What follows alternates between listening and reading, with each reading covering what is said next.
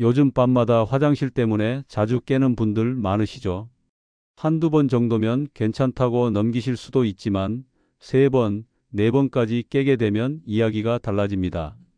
자다가 자꾸 깨고 다시 잠들기까지 시간이 오래 걸리면 수면의 질이 떨어지고 다음 날은 몸도 무겁고 머리도 멍해지기 일쑤입니다. 이걸 단순히 나이 들면 다 그렇지 하고 넘기시는 분들도 많습니다. 그런데 정말로 나이 때문일까요? 제가 진료실에서 만났던 분들 중에도 생활 습관을 조금만 바꿨더니 밤에 화장실 가는 횟수가 뚝 줄어든 분들이 꽤 많습니다. 인천에 사는 김 여사님이 대표적입니다. 김 여사님은 72. 평소에도 다리가 잘 붓는 편이셨는데 자기만 하면 소변이 자주 마렵고 그 때문에 매일 밤 3번은 꼭 깬다고 하셨어요. 수면제를 써볼까 고민하실 정도였죠. 제가 식습관과 일상 습관을 쭉 살펴보니 낮엔 오래 서 있고 저녁까지도 물을 자주 마셨으며 자기 전엔 다리를 벽에 올리거나 마사지를 하는 습관이 전혀 없으셨습니다. 그래서 제가 권해드렸습니다. 김 여사님, 밤에 깨지 않으려면 자는 동안 소변이 덜 만들어지게 해야 해요. 다리 쪽에 고여있던 수분이 밤에 몸 쪽으로 올라오면서 소변으로 바뀌는 경우가 많거든요. 김 여사님은 그날부터 자기 전에 15분만 다리를 벽에 기대고 누워보셨고 저녁 수분 섭취량도 조금 줄이셨습니다. 2주 후에 다시 오셨을 때 이렇게 말씀하셨어요. 선생님, 요즘은 한 번만 깨도 푹 잔 것 같아요. 그게 이렇게 다른 줄 몰랐어요. 재미있는 건 김 여사님처럼 다리 붓기와 밤소변의 연결을 몰랐던 분들이 생각보다 많다는 점입니다. 낮에는 아무렇지 않다가 밤만 되면 자꾸 마려운 경우 그게 심장이나 신장 문제가 아니라 단순한 수분 이동 때문이라는 걸 알게 되면 해결 방법도 한결 단순해집니다. 계속해서 이번엔 전혀 다른 문제에서 야간뇨가 생겼던 사례를 소개해 드릴게요. 같은 증상이라도 원인은 사람마다 전혀 다를 수 있거든요. 강릉에 사시는 이노인께서는 조금 다른 이야기를 들려주셨어요. 이분은 77, 평소 혈압이 조금 높으셔서 이뇨제를 복용 중이셨습니다. 문제는 소변이 자꾸 마려워서 밤에 3번 이상 깨신다는 겁니다. 그런데 이상하게도 낮에는 별 문제가 없고 밤에만 그렇게 자주 가신다는 거예요. 제가 약 복용 시간을 여쭤보니 저녁 8시 식사 후에 복용하신다고 하더군요.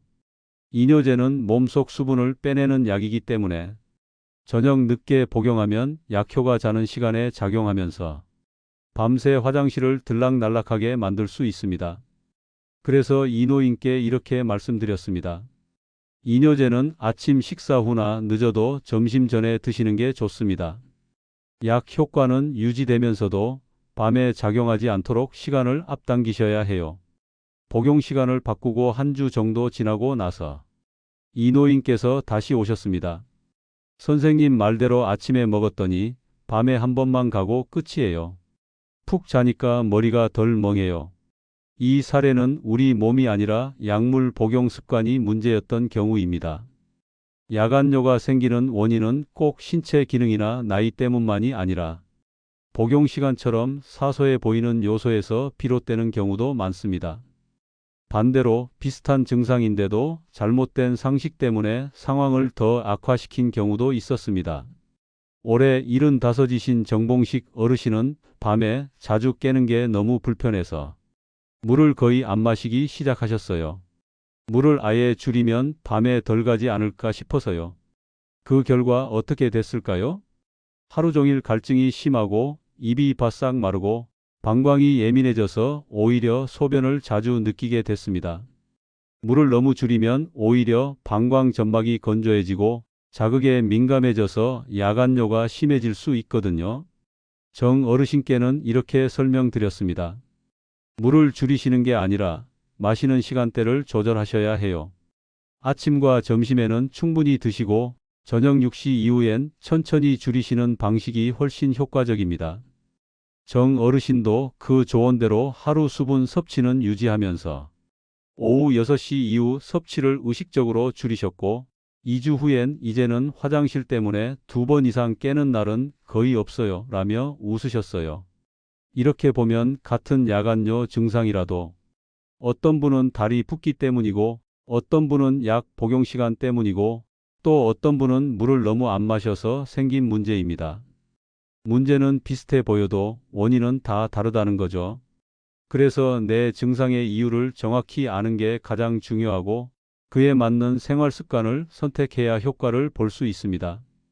이번에는 이와 같은 사례를 토대로 야간뇨를 줄이는데 가장 도움이 됐던 생활 속 습관 변화들을 항목별로 정리해서 알려드리겠습니다. 직접 실천하실 수 있도록 구체적인 팁으로 준비해 드릴게요.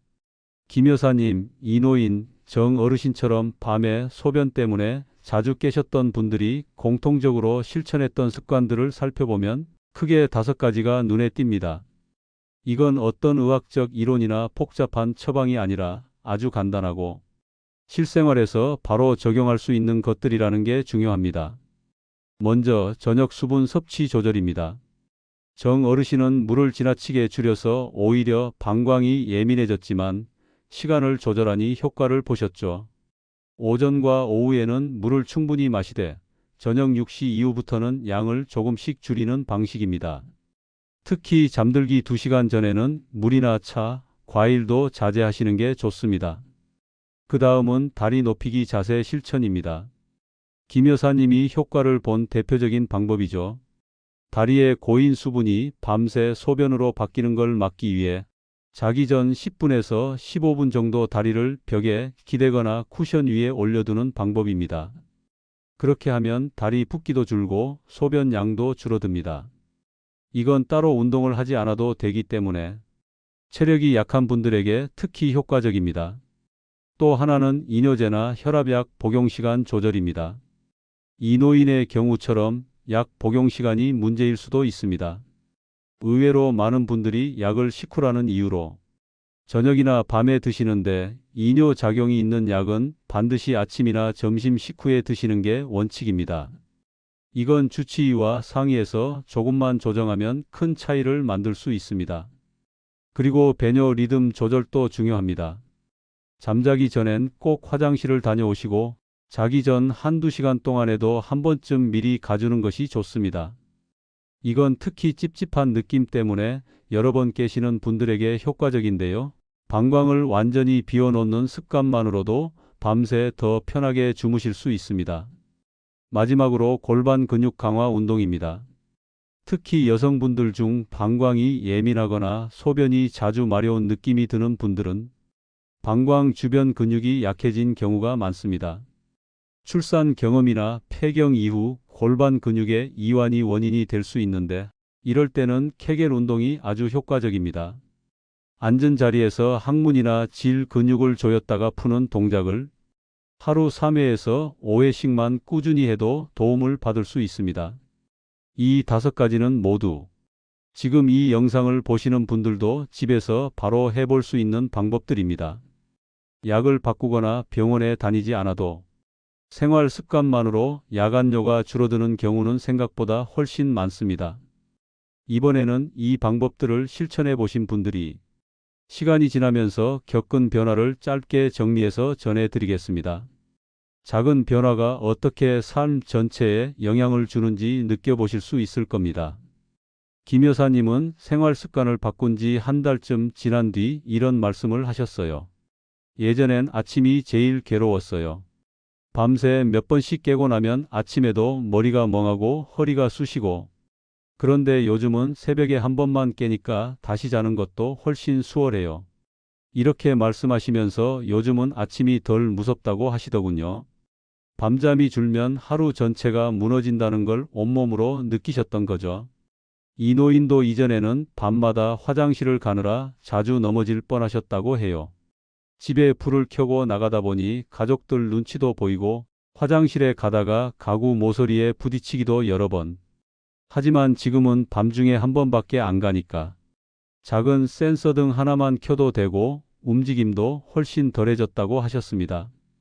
낙상 위험이 줄고 가족과의 갈등도 없어졌다고 하니 단순히 수면 문제가 아니라 삶의 안정까지 이어진 거죠.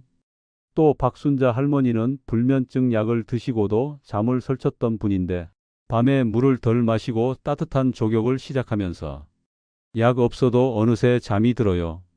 요즘은 침대에 누우면 10분 안에 잠들어요 라고 하셨어요. 예전에는 수면제가 부족한 줄 알았지만 사실은 생활 리듬이 어그러졌던 거였던 거죠. 정 어르신의 경우는 더 흥미로웠습니다. 밤에 화장실을 자주 가다가 혹시 내가 치매 초기인가 하고 걱정하셨다더군요. 실제로 수면의 질이 떨어지면 기억력도 안 좋아지고 집중력도 떨어지기 때문에 나이 때문인가 병일까 하는 불안감이 쌓입니다. 그런데 수면 시간이 늘어나고 나서부턴 요즘은 신문 글자도 더 잘 들어오고 말도 덜 헷갈려요 라고 하셨습니다. 이처럼 밤에 한두 번 더 잘 자는 것만으로도 기억력, 기분, 활동성까지 영향을 받을 수 있습니다. 단순한 야간요 개선이 아니라 전반적인 삶의 질이 달라지는 거죠. 많은 분들이 처음에는 이런 게 무슨 효과가 있겠어 하시지만 막상 실천해보면 몸이 먼저 반응을 합니다. 약을 쓰지 않고도 병원에 자주 가지 않아도 생활에서 작은 습관 몇 가지만 바꿔도 야간요 문제는 충분히 개선될 수 있다는 걸 직접 증명해 주신 분들이 참 많습니다. 지금부터는 이 내용을 바탕으로 오늘 영상의 핵심을 정리해 드리겠습니다. 마지막으로 꼭 기억해야 할 부분만 간단하게 다시 짚어 드릴게요. 밤에 화장실을 자주 가는 일이 단지 불편한 문제가 아니라는 걸 많은 분들이 몸으로 느끼고 계십니다. 자주 깨다 보면 수면의 질이 떨어지고 낮에 졸음이 몰려오고 집중도 안 되고 기운도 없고 걷는 것도 귀찮아지고 그러다 보면 활동량은 줄고 기분도 가라앉고 우울감까지 이어지게 되죠. 그래서 어떤 분들은 이걸 그냥 노화라고 받아들이시지만 오늘 이야기한 것처럼 생활 습관 몇 가지만 바꿨더니 밤에 한 번만 깨게 된 분들, 어떤 날은 아예 안 깬 분들도 계셨습니다. 이건 나이 때문이 아니라 내가 어떻게 관리하느냐에 따라 얼마든지 달라질 수 있다는 증거입니다. 물을 마시는 시간, 이뇨제 복용 시간, 다리 붓기 조절, 케겔 운동, 족욕처럼 작고 단순한 행동 하나가 몸 전체의 흐름을 바꾸고 숙면과 활력을 되찾게 해준다는 건 정말 반가운 이야기입니다. 혹시 지금 이 영상을 보시는 분 중에도 나는 이미 늦었어 하시는 분 계실지도 모릅니다. 하지만 지금까지 소개해드린 분들 중 대부분은 60대 중후반, 70대, 심지어 80대 어르신이셨습니다. 지금이라도 시작하면 분명 몸은 변화에 반응해 줍니다. 처음엔 다 하려고 하지 않으셔도 됩니다. 오늘 이야기 중에서 이건 나한테도 해당되는 것 같다 싶은 한 가지, 그것만 오늘부터 바꿔보시면 됩니다. 그러다 보면 어느 날, 어젯밤엔 한 번도 안 깼네? 그런 날이 생기실 겁니다.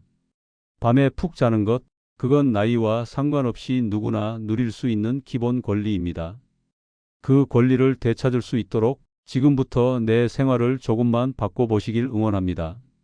오늘 이야기가 도움이 되셨다면 같은 고민을 가진 주변 분들께도 꼭 공유해 주세요. 시니어 활력소는 앞으로도 여러분의 밤과 낮을 모두 건강하게 만들어 드릴 수 있는 확실한 건강 정보로 다시 찾아뵙겠습니다. 고맙습니다.